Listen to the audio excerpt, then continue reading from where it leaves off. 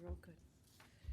All right, I want to welcome everyone to our village board meeting. It's October 16th, right at 7 o'clock. I'd ask the deputy clerk to take the roll call, please. Trustee Brennan. Here. Trustee Vasquez. Here. Trustee Johnson. Here. Trustee Bachner. Here. Trustee Gillis. Here. Trustee O'Connell. President Aducci. Here. And then right now, we want to invite Bob right into the meeting. So if I can Correct. get a motion in a second to allow Bob to participate telephonically due to work. He has work obligations, Right. is my understanding. Yep. So I move to allow Robert O'Connell to join us electronically or through video based on his employment. Second. Oh, okay. Trustee Brennan. Yes. Trustee Brennan. Yes. Trustee Johnson. Yes. Trustee Vasquez. Yes. Trustee Bachner. Yes. Trustee Gillis. Yes. No worries. We're all friends here. I'm sorry, guys. Oh, Yes. He's catching us off guard. oh, okay. All right. All right, so we'll, I'd ask everyone to stand to say the Pledge of Allegiance. Kind of threw us off. I pledge allegiance To the flag of the United States of America and to the republic for which it stands, one nation, under God, indivisible, with liberty and justice for all.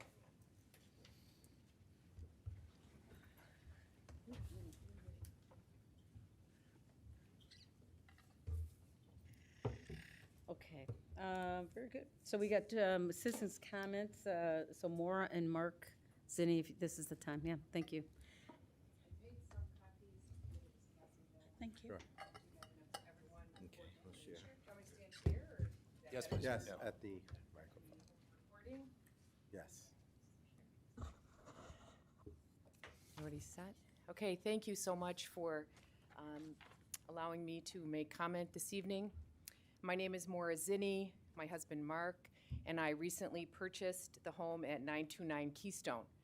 Prior to closing on our property, the home inspection revealed serious concerns with the oak tree that is planted on our parkway. There are two trees planted very close to each other.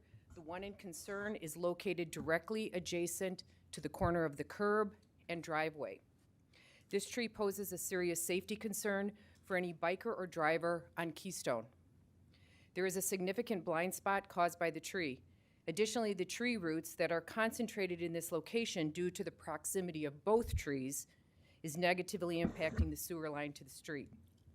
Mark engaged the services of Davis Tree, the same company the village uses, to inspect the tree. The owner, Bob Davis of the tree service, confirmed that the tree should be removed for the following reasons: safety concerns due to the blind spot, planted too close to the other oak tree, causing both trees to experience stress, thus impacting both trees' ability to thrive in the future, major root damage to property owner and village sewer pipes, current damage to the sidewalk and the parkway driveway, future potential damage to the village curb. In addition to the concerns listed above, Bob Davis stated that back in the day, when the tree in question was planted or sprouted from a stray seed, it should have been removed once it became apparent of its proximity to the other tree and potential hazard.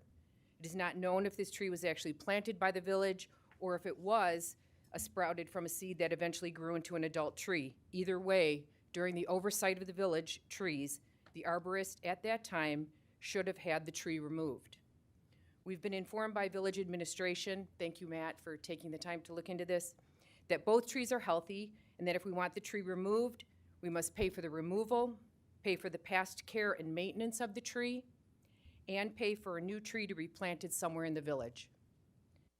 We are tree lovers, and we understand why the village wants to make it very hard to have a healthy tree removed on village property.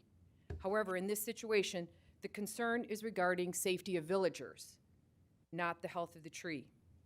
We feel the village was negligent in allowing this tree to grow on the parkway. It was clearly not maintained properly and now poses a serious safety concern.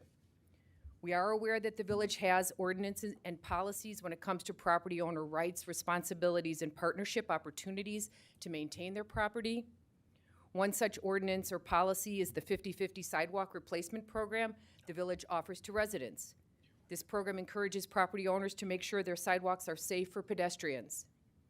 There is most likely a review process in order to qualify. We actually took advantage of this program when we owned our house at 707 William. The village then approves the 50/50 plan with the property owner when it has been determined that the sidewalk needs replacing due to safety concerns from cracked and/or settled concrete. The village also has a partnership program with property owners for damaged sewer pipe replacement under the street. We are asking that a similar village partnership program be applied to our tree issue. The tree is a hazard, causing a safety concern for motorists and bikers. If the tree is allowed to continue to grow, the blind spot will only increase, causing a greater danger. The tree should be removed. We are requesting that the village pay half of the tree removal cost and not tack on the additional fees due to the fact that the village did not employ diligence when the tree was allowed to grow in its current position on the parkway. Thank you for your consideration. I included a few pictures there. I know that Matt had a chance to look into it and said that it's thriving. That's our concern, that it will just continue to grow and become a greater hazard. Okay, thank you, Maura. And I did ask Maura to come to the board table because this is something that she'd like us to address. And I did ask Matt to look into it for us, and I'll let Matt give his research and point of view. Sure. So I did speak with Brian Skozek. He's our Public Works Superintendent and a licensed arborist, as well as our interim Public Works Director, about this situation, and they went out and visited the site to review. As Ms. Zinni stated, Brian was of the opinion that the tree is healthy, and the village goes to great lengths to not remove healthy trees. This tree is close to the curb, and it is close to the other tree, but that's been the condition for as long as they've been planted or sprouted, and both continue to be healthy, so they have been able to coexist. We have not had a conversation about doing a 50/50 program for trees in the past, at least to my knowledge. So it was of staff's opinion that the tree should not be removed. There are similar conditions throughout. There's some skinny parkways and a lot of driveways in town that may be similar to this case, so the concern that staff has would be to see an increase in requests and put the village in a difficult spot to have to decline those requests or see a decrease in the canopy for the village. So, anyway, I just thought it was worth the trustees to hear the position of both the Zinnis and the village, and if there's any input that you want, I mean, we'll try to, look after it with them, but I wanted to get your input on this, if there is any, as to the direction you think the village should go, because I think, there are some policy issues here that we need to address, so. Has this tree ever been identified by the arborists who work for us as an issue? No, and I should mention that we did attempt to reach out to Bob at Davis Tree to kind of get to talk through with him, because I understand he agreed with the concerns of the Zinnis. So we wanted to get his perspective because we did not share that opinion. We were not able to get that later last week. It might be worth actually pursuing, if that's what you're asking, is to kind of try to work with Bob, right? He is a tree expert. I know we work with them closely as well, so that might be one thing we should close the loop on. That could give us some idea of what he's thinking. Right. I would go along with that line to follow up, because I'm a little concerned about the safety issues that are being raised. So we ought to confirm what those safety issues are. And, if there is even some, we probably should do something to help as well. Because I hate for that tree to fall on somebody.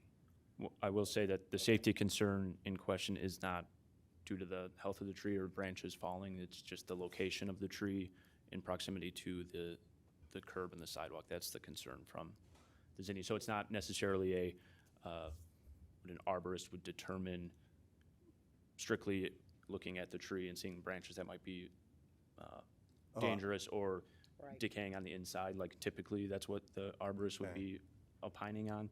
Okay. In this case, the safety issue that's being cited is in regard to the location and its impact on the cars pulling out of the driveway. I believe that's. Is that correct? Okay, I thought maybe because it was too close to the sidewalk, it may not have the support. I mean, during some of these storms, I see where the trees fall over. So that's what I thought the issue was. But Well, Reza, Yeah, I think, yeah, I mean, if yeah. you look at the pictures, it looks like, definitely the tree is coming onto the apron. Yeah, What about our concern regarding the sewer pipes? Yeah. Is that of issue, or does it need to be remediated, or? Well, in terms of its impact on the village sewer, no, that was not raised as a concern. It's, as Attorney Molina mentions, it is a condition throughout the village because of extensive tree network. We do have a lot of impact on residential sewer, private sewer lines too, and that's why there's a program in place to address that. But in terms of impact on our sewer line, that was not raised by Public Works. So you're saying it hasn't been checked yet? We don't know if it's a problem or not for the. No, I don't village? believe it is a problem, is what. Oh. Okay. So you're saying our position from an administration staff position is that it's not Correct. doesn't impact our sewer system? Okay, that's what you're saying. Okay. I'm trying to think if we have a commission that looks at this kind of stuff and can give us a recommendation. I don't see it as necessarily, it's not sustainability, I don't see it really as zoning, I mean, because what I'm seeing the bullet points from the resident, like, safety concern due to blind spot. I hear that, but we haven't been there to like assess what that really means. That's an opinion of the resident, and it seems like some of this needs to be fleshed out a little bit more. I mean, there is no commission, and this is Okay. definitely a staff Right. issue, Public Works, but staff, administration. So I mean, what we have that now is our recommendation from our staff saying, Right. based on our current, ordinances, the recommendation is no action. that's what Correct, you're and we can collect that other opinion from Bob Davis or another licensed, maybe a neutral review, and I could share that with the board. That would be good, Yeah. to Yeah. looking at the items in this letter that was written and read, major root damage to and damage to village sewer pipes, is that really accurate? If we can get more information that's not, I mean, this could be fact, this could be opinion, I don't know. yeah. I guess it's the last four bullets that I'm thinking our guy person can look at to see, because I'm thinking stress, trees is stress, does that mean they become weak? Possible, what I thought was the issue of falling over. I'm concerned about the root damage too, and our village sewer pipes. I understand what you said, Matt, I'm not disputing what you're saying. But maybe, and damage to the sidewalk, parkway, damage to the village curb.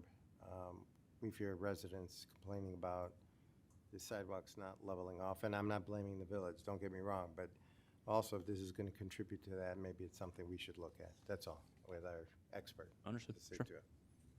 I also think we have to look at it in context to any other trees that might be of situation, because I do want to protect our tree canopy. It's a very important part of our village, and it makes us who we are. Right. Yeah, I would add that it's really close to the apron. And to Yeah. me, that to me is the biggest issue Right. of, you can argue, well, what came first, but I don't think it matters. The house is there, and Right, the residents want to use the house, and to me, the tree's right there by the apron. So, doesn't seem real safe to me, just backing in or backing out. But so, that's my observation at looking at the picture. Yeah. I just see a crack in that apron too. Yeah, I mean, but, I yeah. think it's going to just continue to grow that way. So, I would add that to whatever expert we're going Right. to talk to. Understood. Okay. Just why, I mean, we can move the apron, but that would see, so. Where do you move it to? So we got a house right Right, next there's to it. not a lot of space there. There's not a lot of space there. So, again, I think it's an issue where, yeah, it's a tree that's been there, but, you know, the house is, people got to live and make good use of their Sure. living conditions. So, all right. All right, so I guess what we're saying is, as a group, we're going to give Matt a shot at, you know, talking with Bob, looking at this again, at both the condition of the tree from a perspective of some of these points that you've made. And I would add just how close it is to the apron, or this, you know, the driveway. Will do. And then we'll get back to you guys on it. I know you're, Bob, did you want to say something? Yeah, I'm sorry. again, I think we need to be very careful here because I think Oh. this situation Bob? exists in a lot of places. in the Bob, if you could just zoning. wait 1 second, we need to turn the volume up. We can't hear you, but Hang on, Bob.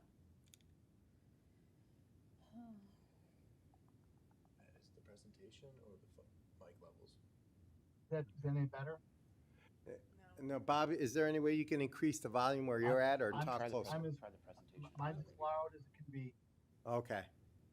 Can you hear me? No, it's muted. We're straining to hear you, Bob. It's all the way up. Okay.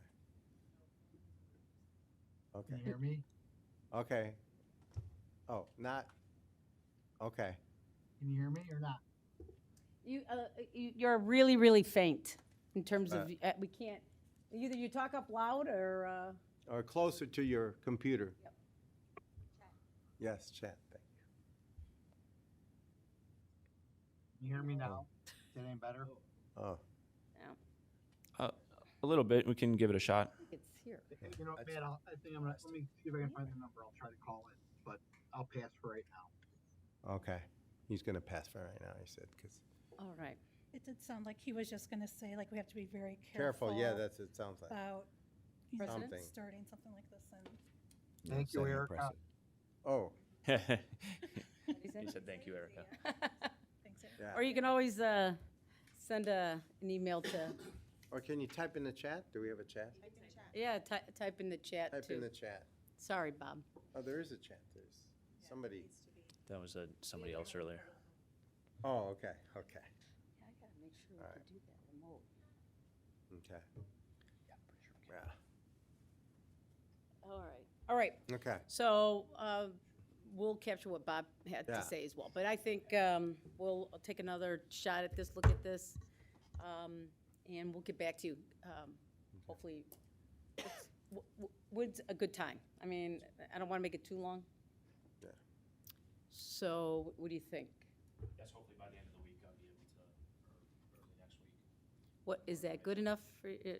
Absolutely fine, and I'll reach out to Bob, make sure he gets hold of you. Yes. Okay, We have a video of the sewer line showing what's. okay. Okay, that would be good. And I'll email it. Great, that's perfect. I know Brian had reached out to him Wednesday or Thursday after we talked about it and just didn't connect, so thank you. Thanks for hearing us. All right, thank you, Okay. guys. Thanks. All right. Welcome. Okay. Yeah. All right. Then we got one person that's on Zoom. Renee, are you there? Her box is there. I don't see a picture, but, It's he. Renee? no, there's a Renee, but, Okay, Renee's Yeah. unmuted. Can we? oh, there, share? there we go. Yeah, it's he. Oh, there you go. All right. Oh, there we go. All right, can you hear me? Hi. Yeah. All right, I have two separate issues. Should I cite them together or separate? Whatever your choice. Dealer's choice. Okay.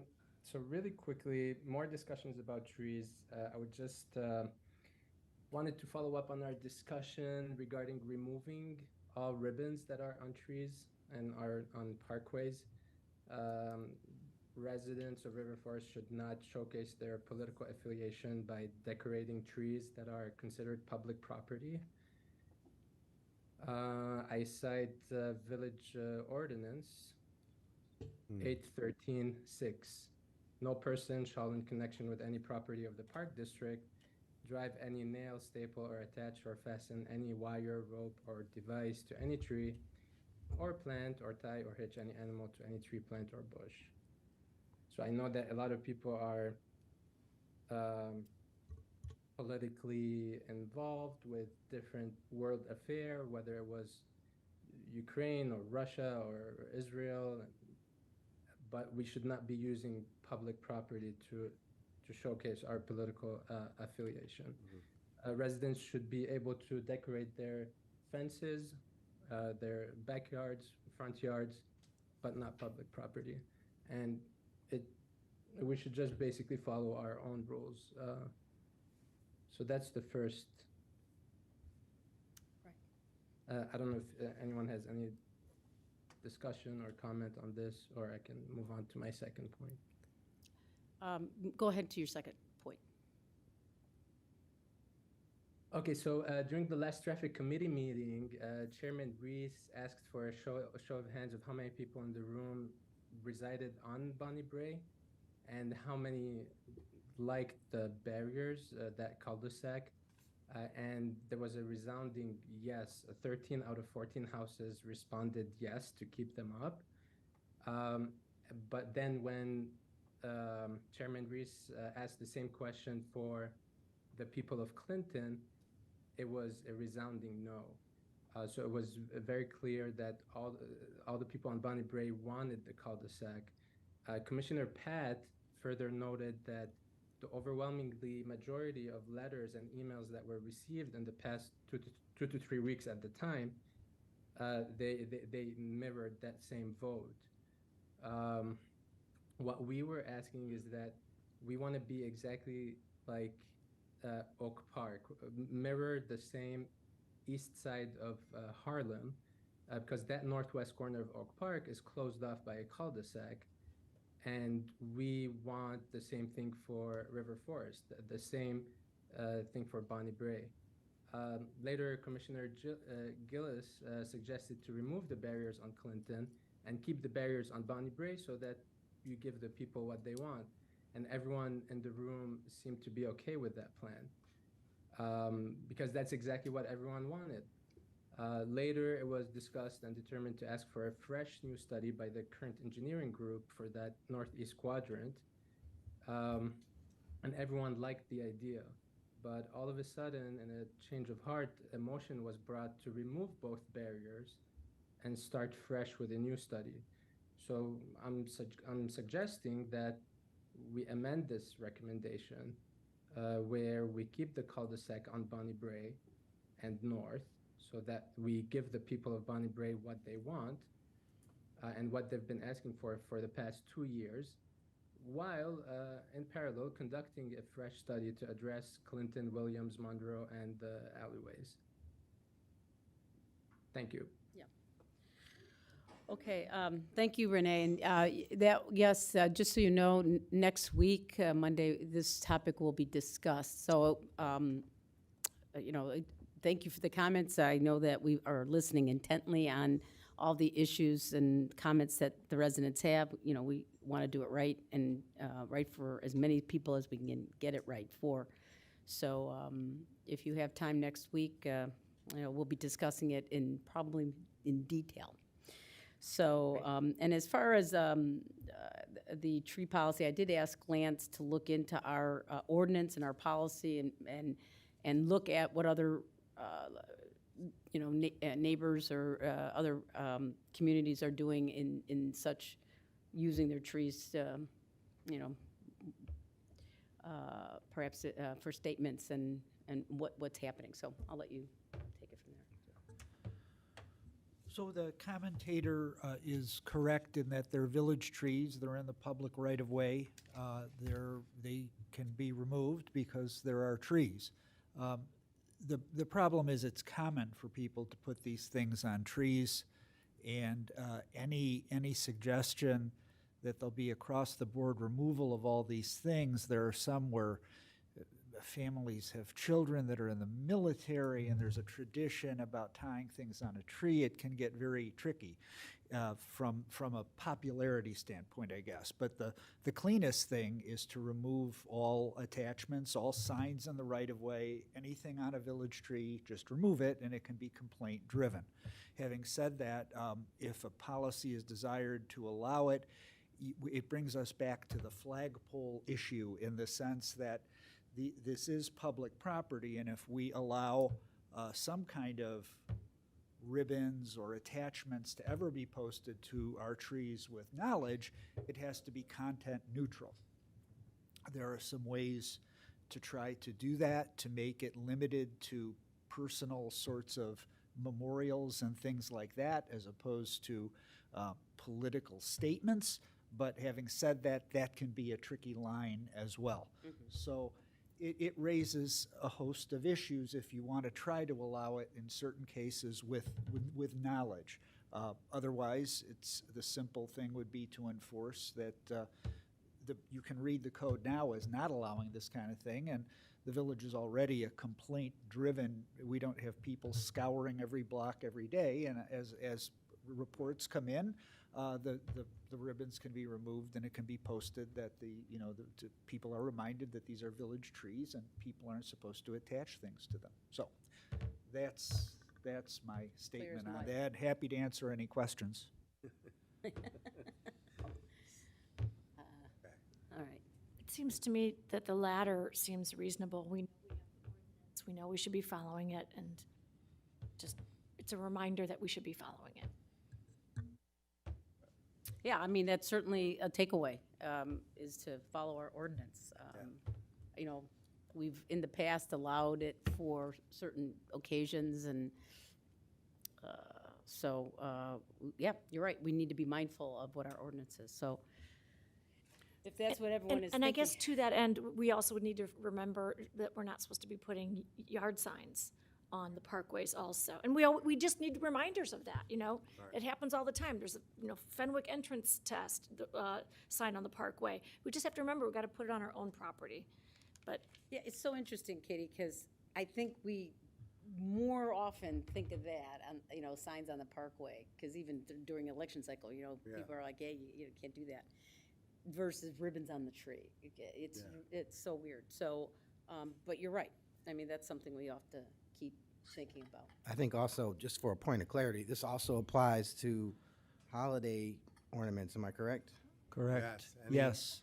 Yeah, Any- which that's a lot of which has Halloween to also deal been a with. source of controversy in some communities. You'd be surprised. Some people I were believe very attached to being able to put their lights on the parkway tree, and there were great traditions that were overlooked for a long time. And so, yes, it would apply to that as well. All right. I agree. Good way to continue to remind ourselves. All right, thank you, Renee. Thank you, Renee. Yep. You. Oh. Okay. Oh. Hey, Gary. I see you. Hi, Yes. Gary. Can you hear me okay? No, but if you could speak up, it's our Yeah. system, for Is sure. that better? Just, go ahead, we're listening. Well, hang on one second. Let me see if I can turn this up. Okay. How about that? Is that better? Yeah. That's yes. better. Yes. Okay, there we go. All right. Yeah, I've attended or listened to the audio version of all the Traffic and Safety Commission meetings this year, have read the studies that have been done, went back even to the 2019 village plan. And what I was trying to find was the genesis of this, the idea of putting barricades up on, initially there were 5 streets that were considered in the northeast quadrant. By the way, just so you know, I live at Clinton and Lake Street. So I'm not directly impacted by this, but I use the businesses there. I've got 2 dentists there and Cassidy Tire, which I've used for years. And I was curious that Cassidy had not responded in any of the meetings, people have asked. Cassidy has not responded at all. So I went up and asked, I guess the assistant manager, I'm not sure. And he said, yeah, we're very much against it. It really harms our business. And they had raised it with the Addison headquarters, but I don't know if you've heard from Addison or not. But they're unhappy with it. And it really impacts their business, as it does the dentist offices there and other businesses on Clinton in particular. And the thing that was curious to me is that in none of the meetings that I've attended or documentation that I've read do I see any direct discussion of the problem at the intersection.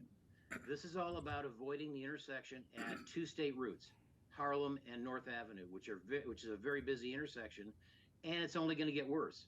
The hospital's going in with a yet undecided facility on where Sears was, and it's going to be even busier.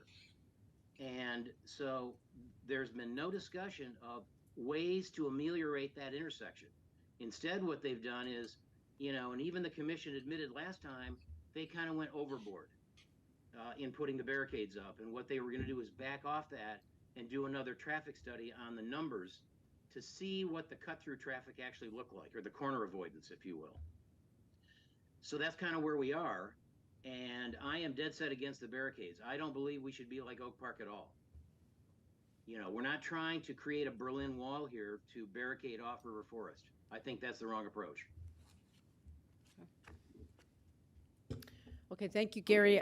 We appreciate your comments. Again, as I said to Renee, next week we'll discuss this in detail and try to make decisions for the neighbors. So right. I've got a draft letter that I'm putting together that I will send to the village expressing my concerns more formally. Is that meeting on Monday? Is that Yes. open to the public or no? Yes, it's public. Yes, of course. Yeah. So yes, next Monday. Yep. Feel free to write your comments. That would be great. Wonderful. I will be there. Is there anything else you'd like from me? Nope. That's all. Really appreciate your input. Thank you very much. All right. Thank you, Gary. All right. So that concludes the citizens' comments, and we'll move on to elected official comments and announcements. So we'll go with Trustee Bachner.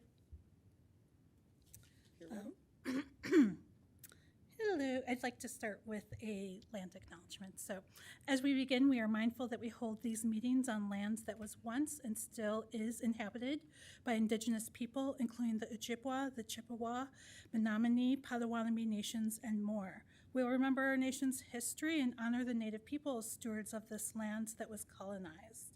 And remember that River Forest continues to be a place many people from diverse backgrounds live and gather. I was fortunate enough to be asked to participate in a Latinx roundtable talk earlier this month with the Village of Oak Park, their township, and the Oak Park Library, and the Oak Park Latinx Planning Committee around prosperity, power, and progress. We had people throughout the community, chef from the owner of America's, a dentist over at on Lake Street, and various other people who are part of the community, and just talking about how do we connect as a Latinx community, because it feels like it's very like partial, not connected very much. So it was a wonderful conversation. I thank the DEI director over at the Village of Oak Park for spearheading this. And it seems like there's more to come out of those conversations. I do want to say that my heart goes out to anyone who has family or loved ones in the Middle East right now with everything going on. And we are all thinking of you. And I think that's it. Okay, thank you. Thank you, Erica. Lisa?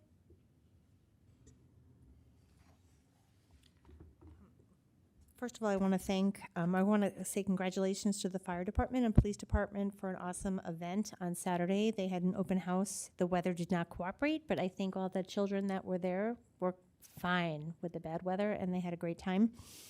I also want to thank Beth Chang, who is a commissioner for the Village of River Forest Sustainability Commission. She's been there since the beginning, and she is stepping down after, I think, 7 years of service. And she will stay on board until we have a new commissioner in place and there is a proper transition. She's an awesome volunteer. She still is and will continue to engage in the village. focused on trees. That's her passion right now. And last but not least, I want to do a belated congrats to the Kiwanis of Forest Park. They are 100 years old about a month ago, and they did have a celebration, and the mayor of Forest Park was there as well as other dignitaries. And it's amazing to think of service organizations that have been around for a century, and we thank them for their support of children, for their donation of time and talent, and we wish them another 100 years of success. Thank you. Yeah, great. Thanks, Lisa. Good to know. Rez? Yeah, just want to acknowledge that both Kathy and I, we participated in the Age-Friendly Consortium for the Mayor's Caucus. We had a presentation on age-friendly communities, actually creating cohorts, grants to assist other municipalities to become age-friendly. So that was great. Then the second item, I wanted to also join in. I know both Trustee Bachner and also Kathy, you sent out the village newsletter earlier today, condemning the violence in the Middle East, consistent with what we did with Ukraine and giving them our prayers and sympathies for the families who passed. We do the same for our friends in the Middle East and the families there who are suffering all these tragedies. So my hearts go out to them as well. So that's Thank it. you, Rez. Thank you. Katie? Thank you. I missed last meeting because I was traveling, but I did listen to the audio of it. And I was sorry that I missed last meeting because it was Jeff Loster's last meeting. And Jeff, I think, has been an exemplary employee with River Forest for over 10 years. So I'm sorry that I missed a chance to say this to him directly, but I have appreciated his professionalism and responsiveness and his knowledge, and I'm sorry to see him go. As our Director of Public Works and Department Services, and before that, he was our village engineer.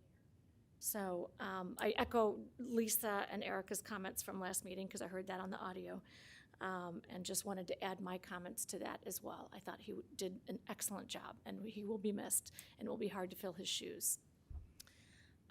Then also, this past weekend, I was able to participate in a check reveal for one of the Lemonade charity recipients, which is a charity that goes by the name of 4x4x4.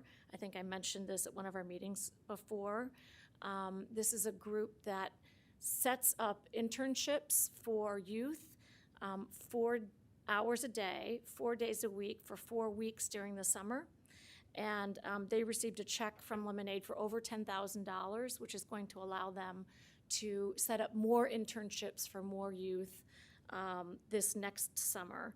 And I've been talking with Matt and the director of 4x4x4 about trying to get 1 or 2 or more interns from 4x4x4 into the village. Okay. We're looking forward to it. Yeah. Yeah. And then I'll just add my thoughts and heartfelt concern and acknowledgement of what's going on in the Middle East and how it impacts so many of us. And you all said it better than I could. It's just very, very difficult and very disturbing. Okay, thank you. I have no statements. I do also echo all the statements on the with regard to the sentiments on in the Middle East. I would also say that I would encourage residents that are in support of it, please don't get discouraged by tree discussion, and feel free to celebrate as you will in your yard. So. Yeah, good point. Sure. Yep. Thanks. Bob? Yes, I just, I can't say any better than everyone else said. Our thoughts and prayers are with the people in the Middle East. And as Lisa said, I also attended the open house on Saturday. And in addition to the police and fire department, I believe we had a couple of public works employees out there. So congratulations, another great team effort. Great. Thanks, Bob. I don't have any more to add other than, what others have said. We did go to the West Central Municipal Conference. I think that was within the last board meeting. Seems so long ago. So that was nice to attend that dinner and be with all of our other colleagues around our neighborhood. So it's always good. Also, as others have mentioned, I did send out through the e-newsletter a note on the crisis in the Middle East, and I hope all the residents will read it and do what they feel is necessary to kind of embrace the issues that are going on. So with that, that's all I have to add. We'll go on to the consent agenda. So if I can have the village trustee move and second a consent agenda A through G. Motion to approve a consent agenda items A through G. Okay. Second? Second. All right. If I can make sure you read it. Okay, thank you. Item A, Village Board of Trustees meeting minutes, September 25th, 2023. 5B, monthly department reports. 5C, accounts payable, September 2023, $2,639,855.98. Item 5D, financial report, September 2023. Item 5E, administration department report. Item 5F, award of contract, FY 2024 tree trimming program, Davis Tree Care, $47,469.50. Item 5G, intergovernmental agreement with Cook County, ADA crosswalk upgrades. Trustee Brennan. Yes. Trustee Vasquez. Yes. Trustee Johnson. Yes. Trustee Bachner. Yes. Trustee Gillis. Yes. And Trustee O'Connell. Yes. Okay. All right, we have no items on the consent items for separate considerations. We have no recommendations of boards, commissions, and committees.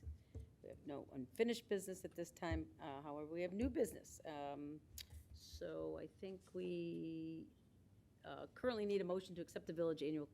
Before Rosie starts, let's get a motion to accept the comprehensive financial report in a second. I'd like to make a motion to accept the village's annual comprehensive financial report for fiscal year ended April 30th, 2023. Second. Second. Thank you. All right, Rosie? Good evening, everyone. Great to see everyone.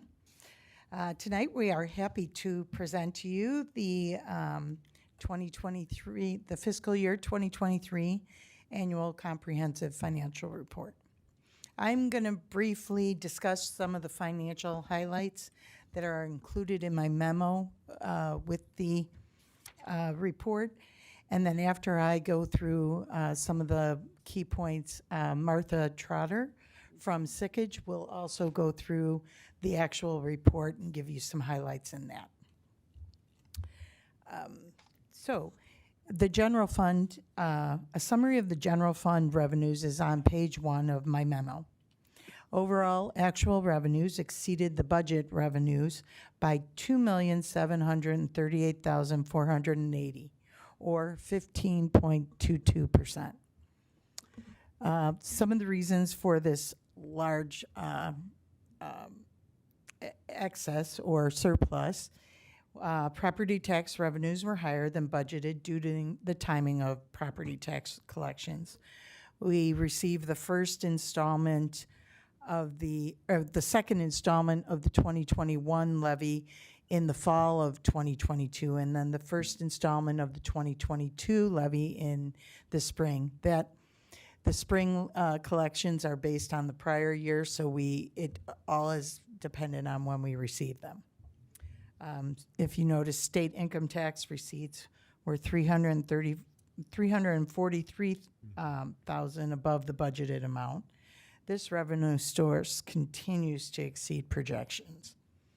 Sales tax and non-home rural sales tax revenues saw increases due to the rates of inflation, and the increase in the consumer price index. These revenues are all based on consumer spending and the cost of goods and services. Now, if you look at page 2 of my memo that explains, has the expenditures per department, the general fund expenditures were just slightly above what we had budgeted for the fiscal year. Boards and commissions were less than budgeted due to the consulting services being less than what was actually budgeted. Same with legal services. The fire department budget expenditures exceeded the budget primarily due to the GEMT expenses that offset the revenues that we received, that we also saw large increases in. The other department expenditures were either lower than budgeted or in line with the budgeted amounts. Contributions to the police and fire pension funds are less than the prior year. The decrease was based on last year I explained that the actuarial assumptions changed made by the actuarial consultant, and that reflected the amount that was levied. So the budget reflects the amount of the 2022 property tax levy, which is from the approved pension funding policy. Actual expenditures are less because they include collections, like I said, from the first installment of the 2021 levy and the second installment of the 2021 and first installment of the 2022. The chart on page 3 shows the total revenues and expenditures for the general fund and the impact on fund balance, which is what we look at when we determine how the village's finances are. The fund balance increased just over $2 million for the fiscal year. The village policy requires that the unassigned fund balance plus the amount of restricted working cash be at least 25% of the subsequent year's expenditures. This amount increased to 44.3% from the 38.7% in the prior fiscal year, after there was a prior year adjustment. The prior year adjustment was because of an accounting change.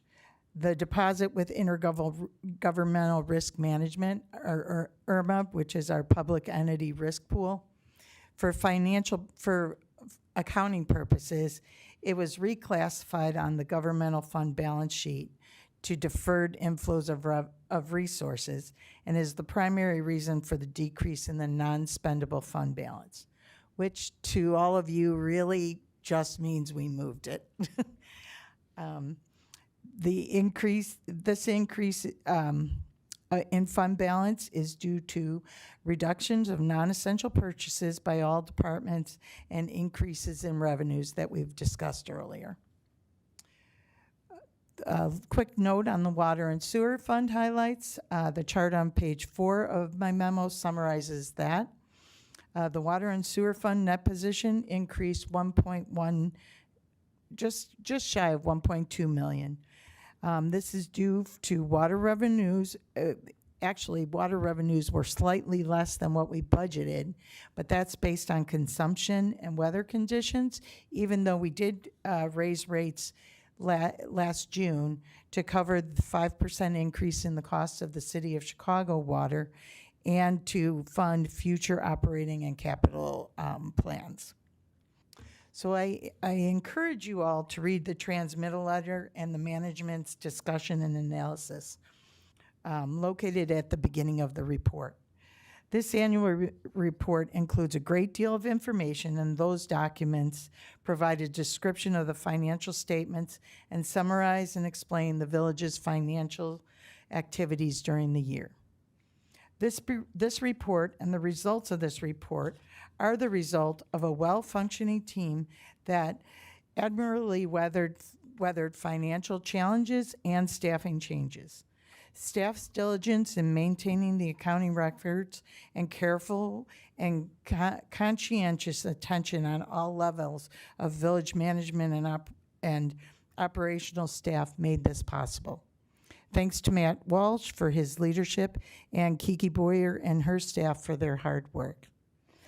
Now I would like to introduce you to Martha from Sickage, and she will go through the report. Unless you have any questions for me right now, or we can have after she goes. Yeah, thanks. Thank you. Thanks, Rosie. Thank you. Good evening. Thank you for having me here tonight. So I will be presenting the results of the fiscal year 2023 audit. Thank you, Rosie, for the introduction and for the detailed information. I'll try to be brief.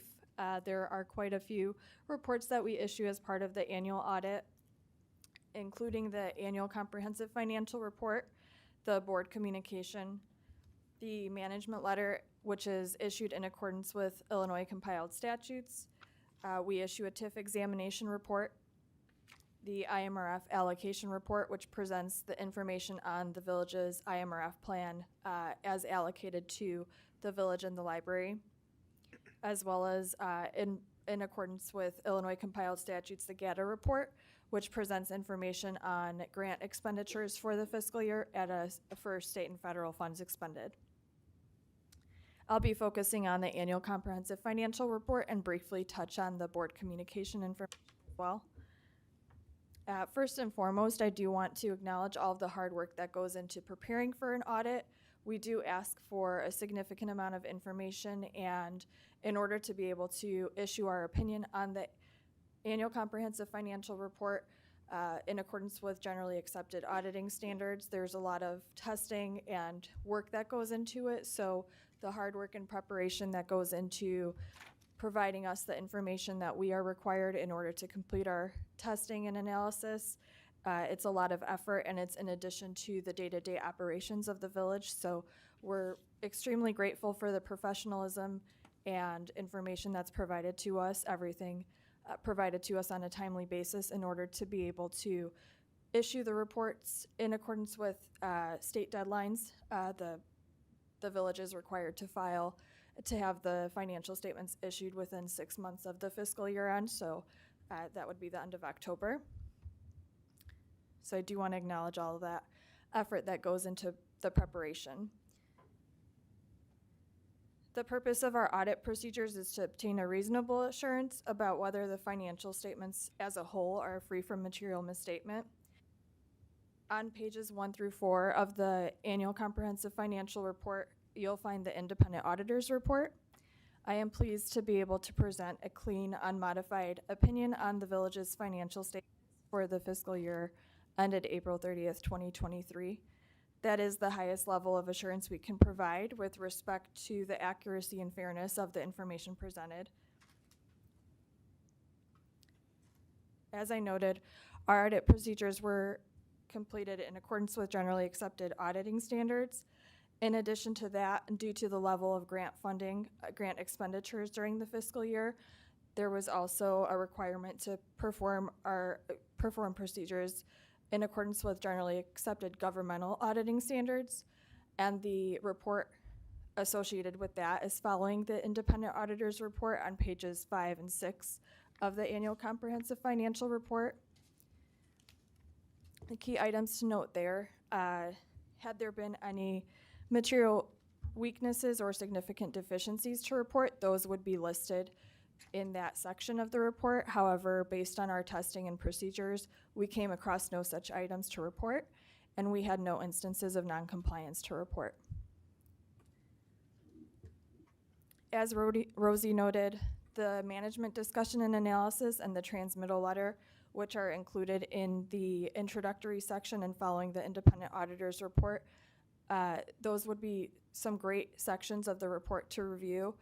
That's prepared by the finance department and provides a great deal of context to assist you in reviewing and reading the financial statements, as well as providing some additional comparative analysis that's not included in the basic financial statements themselves.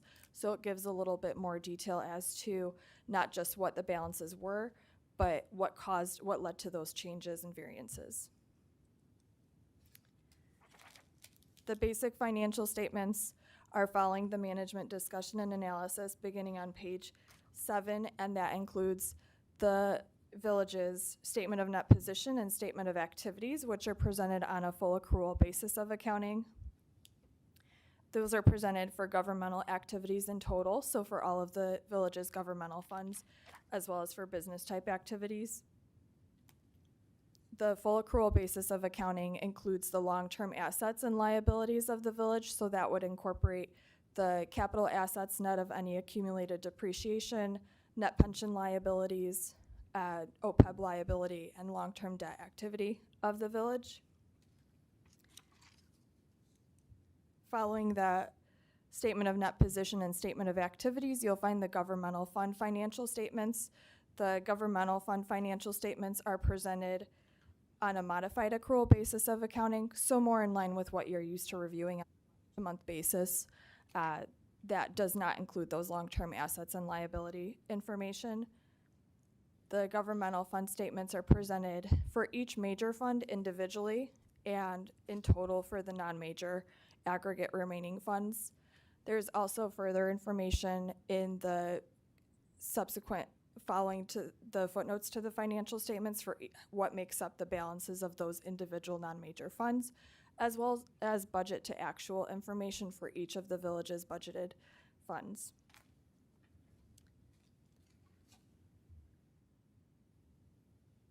In the board communication, this is where we would issue any, as also describe any material weaknesses or significant deficiencies had we come across any.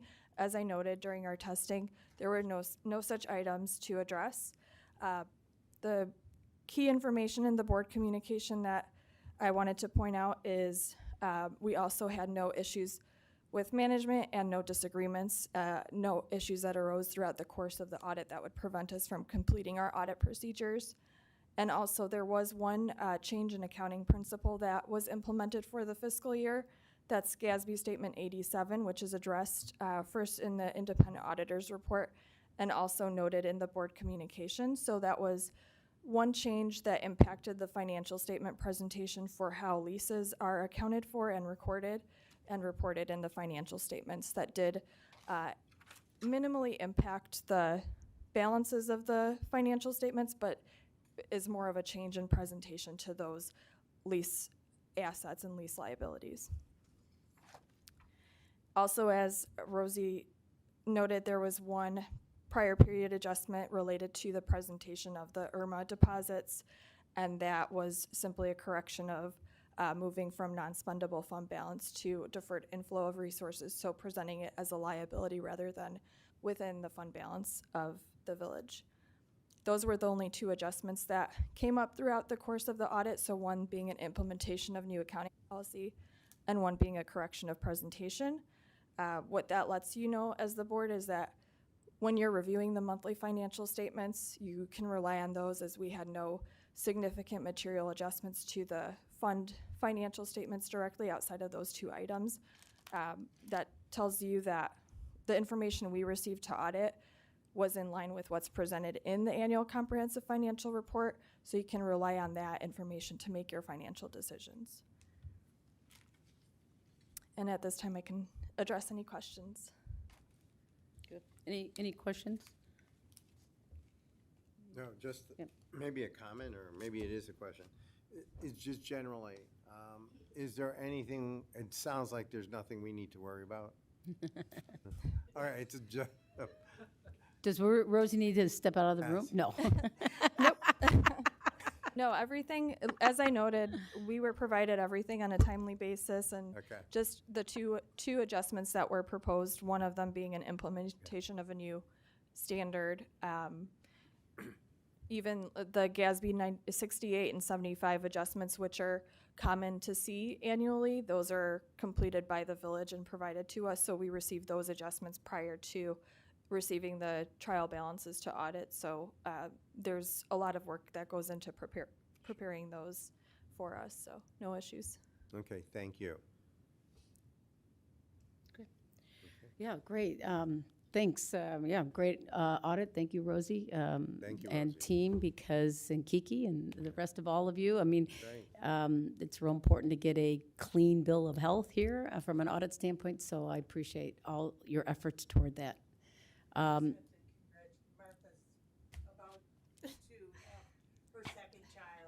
Oh, wow. Yeah, right, exactly. Well, we always like, you Hey, know, throw congratulations. backs against the wall on stuff. So, well, thank you very much for presenting and giving us the confidence Right. that we're looking for. So thanks. Thank you. Hmm. And congratulations. Thanks. Yeah. Yep. That's all, Rosie? That's it? Okay. All right. Thank you. Yeah, great presentation. I mean, you know, Yeah. the highlights are exactly what I hoped for and expected. To me, you Yeah. touched on it in terms of, you know, some of the, even some of the staff turnover. I mean, we're still resilient, and we end up on the good side. And it's because we have, I think, you know, our principles and our values remain the same, our goals and our strategy remain the same, and we hire great people. So the best and the brightest. So I'm real happy and pleased. Thank you, Matt and team, Jessica, everyone here, Trish, our chiefs, our deputy chiefs, and all everybody that you know, help us day in and day out to keep our communities safe and fun. So thank you so much. Anybody else want to comment? So if no other comments, this is pretty straightforward. We got a great audit report. I would Yeah. say, well, let's take the vote to accept it. Trustee Brennan? Yes. Trustee Vasquez? Yes. Trustee Johnson? Yes. Trustee Bachner? Yes. Trustee Gillis? Yes. And Trustee O'Connell? Yes. Okay, great, thank you. Motion to enter into executive session pursuant to 5 ILCS 120/2C12 and 11 to discuss the appointment, employment, compensation, discipline, performance, or dismissal of specific employees, collective negotiating matters between the public body and its employees or their representatives in pending litigation. The village board will adjourn after executive session and will not return to open session. Second. Okay, very good. Trustee Brennan? Yes. Trustee Vasquez? Yes. Trustee Johnson? Yes. Trustee Bachner? Yes. Trustee Gillis? Yes. Trustee O'Connell? Yes. Okay, we'll move in, I'll give you a chance to